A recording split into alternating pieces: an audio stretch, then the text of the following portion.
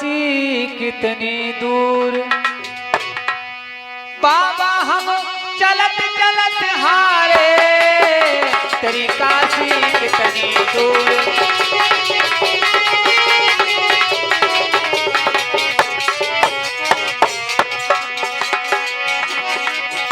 आज रानी तारा कहने लगी, महाराज कितनी दूर और है काशी, हम तो चलते चलते थक गए, हार गए, हमारे पैरों में छाले पड़ गए हैं।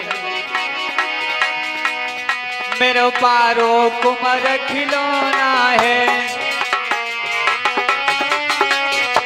मेरी गोदी को छोना है।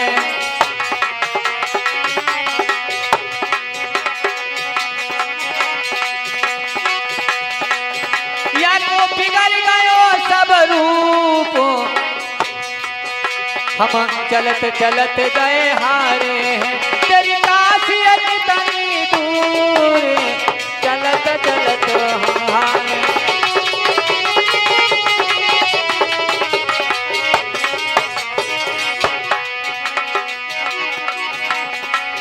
विश्वामित्र जी कहने लगे, रानी तू घबरा रही है, कोई बात नहीं, मेरे कमंडल में जल है, ले तू या जल को पी ले। विश्वामित्र जी ये सोच रहे हैं हर पल पर हर घड़ी पे कि ये अपने धर्म से विचलित हो जाए, ये झूठ बोल जाए, मेरे हाथ का पानी पी ले, मेरे हाथ की रोटी खा ले, तो मेरे राज्य में से एक धन का ग्रास टुकड़ा इसने खा लिया, उसी वक्त उसी क्षण इसका धर्म टूट जाएगा। वो या चक्कर में विश्वामित्र और का बोले, तब बाबा बोले बानी, तब बाबा बोले बानी, तू काहे घबरावे रानी,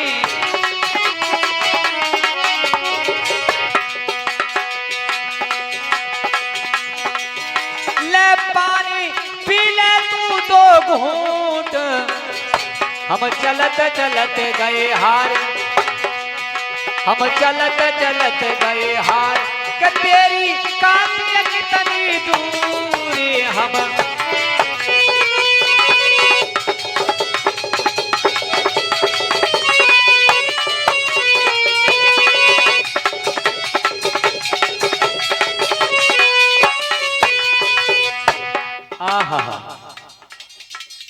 हाँ मीठे।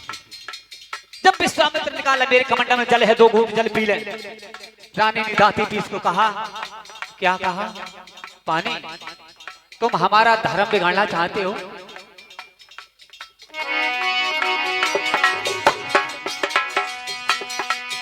तब रानी बोली, पानी है,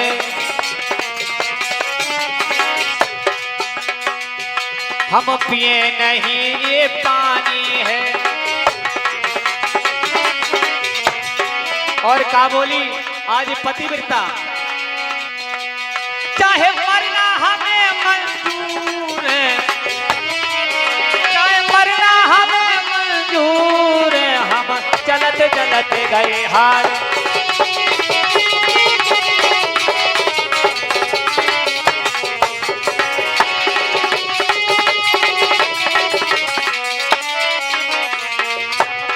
तेरी काशी कितनी दूरी, चलत चलत गए हार।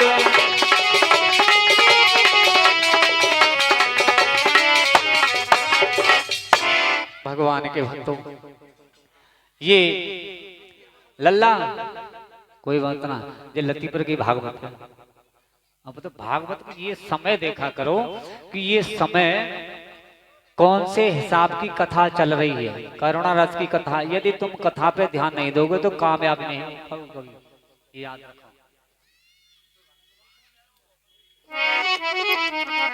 भगवान के भक्तों, आज मैया मन में पुकार कर रही है, तुम हमें हमारे धर्म से डिगाना चाहते हो, हम पानी नहीं पिएंगे, चाहे हम मर जाए, हमारी जान चली जाए।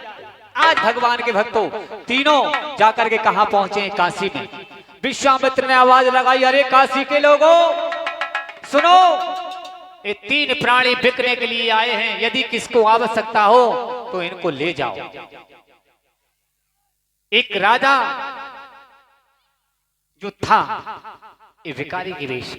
एक रानी थी, राजमहलों में रहती थी, आज दुखिया के वेश, छोटा बालक। बड़ी भीड़ लग गई, देखा इनकी कीमत क्या है, छोटा बालक है, एक सुंदरी है। कोई कोई कह रहे हैं,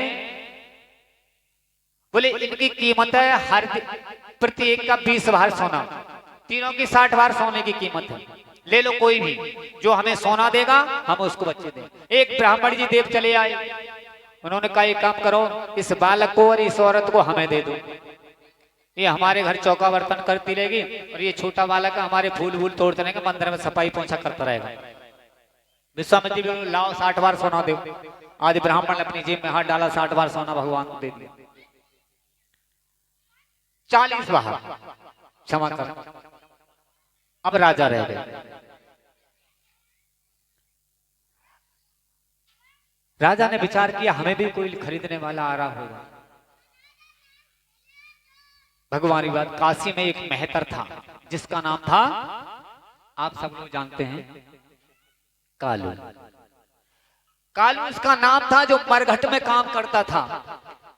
जहां चिताएं जलाई जाती हैं उस जगह जो अग्नि दान करता है वो मरघटी का काम होता है। अग्नि हर वक्त चिता के लिए वो रखता है अपने पास, जैसे चिता आई अग्नि दान कर दी, और अग्नि के उपलक्ष्य में जो मिले उसे उसी से जीवन यापन करता है। आया कितनी कीमत है, बोले 20 बार। बोली एक बात याद रखना, 20 बार सोना हम देते हैं, लेकिन ये हम बताएंगे वही काम करेगा, करोगे? विश्वामित्र ने कहा पूछ लो, शायद आपने कोई ऐसा कठिन कार्य बताया और ये नहीं कर पाया। विश्वामित्र जी कह रहे कि ये अपने धर्म से कैसे भी छूट। राजा ने कहा महाराज आप जो भी काम बताओगे हम करेंगे। आज मेहतर ने 20 बार सोना दे दिया। मेहतर ने कहा कि जाओ एक काम करो, आप शमशान में निवास करो, और शमशान में जो भी आए चिता जलाने के लिए मुर्दे, उनसे तुम बिना कर लिए किसी की चिता जलाने मत दे। भगवान के भक्त तो चले गया अपनी अपनी ड्यूटी पर। विश्वामित्र ने 60 बार सोना लेकर के, और विश्वामित्र जी वही अपना जीवन समय व्यतीत करने लगे। वो देख रहे थे परीक्षा से कैसे अलग हो। आज भगवान के भक्तों एक समय ऐसा आया कि जो तारावती थी, ब्राह्मण ने आदेश दिया, ये तारा तू घर का काम काज ठीक से नहीं करती है, अपने बालक को भेज, फूलमारी से फूल तोड़ करके लाए। भगवान के भक्त तो आज रौदास फूल तोड़ने के लिए गया। आज ऋषि विश्वामित्री काला नाग बनकर फूल में की जड़ में बैठ गए। जैसे बालक ने हाथ डाला तो विश्वामित्र ने मारा ऐसा डंक, बालक को डस लिया। बालक बेहोश हो गए, मुंह से झाग निकलने गई, आवाज लगाई, अरे भैया किसका बालक है ये सर्प ने डस लिया। तारा बेचारी महलों से दौड़ती आई, अरे मेरा बच्चा गया फूल तोड़ने के लिए, कहीं मेरा बालक तो नहीं है। दौड़ती हुई आई, बागों के बीच में जैसे आई, और मैया ने अपने बेटा की लाश को देखा, ऊपर से धड़ाम से गिरी। माता ने अपने बेटा को गोद में ले लिया और उठाया, मुंह से झाग बह रही थी। मैं तुझे नहीं भेजती तो अभी अच्छा हुआ। पूरे भीड़ इकट्ठी हो गई। अरे देखी नाड़ी, इसमें कुछ नहीं है, ये तो खत्म हो चुका है। आज तारावती अपने बेटा को, पुत्र को उठा करके और शमशान चली हैं। भगवान के भक्तों शमशान में जैसे पहुंची, उसने जाकर के देखा ये तो रानी है।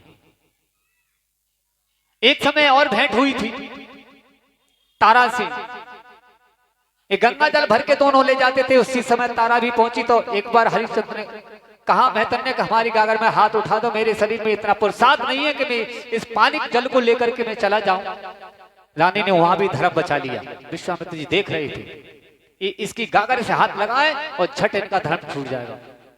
रानी ने फिर भी याद रखी बात को कि महाराज मैं एक ब्राह्मण के घर की हूं और आप मेहतरानी की, हमारा तुम्हारा स्पर्श करना ही दोष है।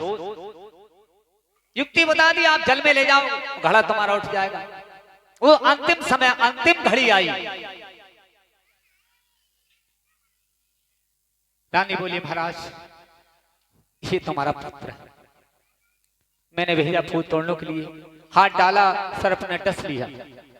लोगों ने बताया यह मृत है। आप इसकी मृतक शरीर को आप ठिकाने लगाओ, आप यहाँ के ठेकेदार हैं, आप राजा हैं। हरिश्चंद्र ने कहा वाह,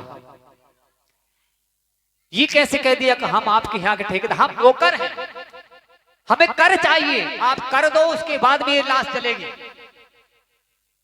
रानी ने कहा महाराज मेरे पास कर के रूप में 1 कौड़ी 1 रुपया कोई वस्तु मेरे पास नहीं है, उसको मैं तुम्हें दे दूं, तुम्हें प्रदान कर दूं। बड़ी समस्या खड़ी हो गई, कठिन समस्या, कठिन घड़ी, महा दुख। बेटे की लाश, पति का ऐसा सीन और पत्नी रो रही है, तीनों रो रहे हैं। कितनी बड़ी मुसीबत, आपत्ति। ये कथा ये संदेश देती है कि हमारे कर्मों द्वारा या भगवान की माया द्वारा कभी कोई कठिन समस्या घड़ी आ जाए तो लोग आत्महत्या कर लेते हैं। मरना कभी नहीं चाहिए, उस समय भी प्रभु को याद करना चाहिए। हे भगवान, जैसे तुम रखोगे हम वैसे ही रहे। आज तारा ने कहा मेरे पास कुछ नहीं है, तो हरिश्चंद्र ने कहा कर तो तुमको देना पड़ेगा। सो मैया एक धोती पहने थी और उसी धोती में से आधी धोती फाड़ करके और कर के रूप में हरिश्चंद्र को प्रदान कर दी। हरिश्चंद्र का ठीक है। आधी धोती बेटे के ऊपर जो पड़ी हुई थी, आज नगन अवस्था में उस आधी धोती को देकर बोले ये सीन मुझसे नहीं देखा जाएगा। आज आधी धोती फेंक करके और वो दौड़ी भागती हुई चली गई नगन अवस्था में, और जाकर के मंदिर था, मंदिर में धड़ाम से जाकर के गिर गई। बोले बेटे की लाश में जलती हुई नहीं देख सकती। कर के रूप में आधी धोती का कफन बना दिया और आधी धोती राजा को दे करके वहां से चली गई। भगवान के भक्तों, विश्वामित्र जी ने जो देखा, ये नगन है, बाल खेस खुले हुए केस थे।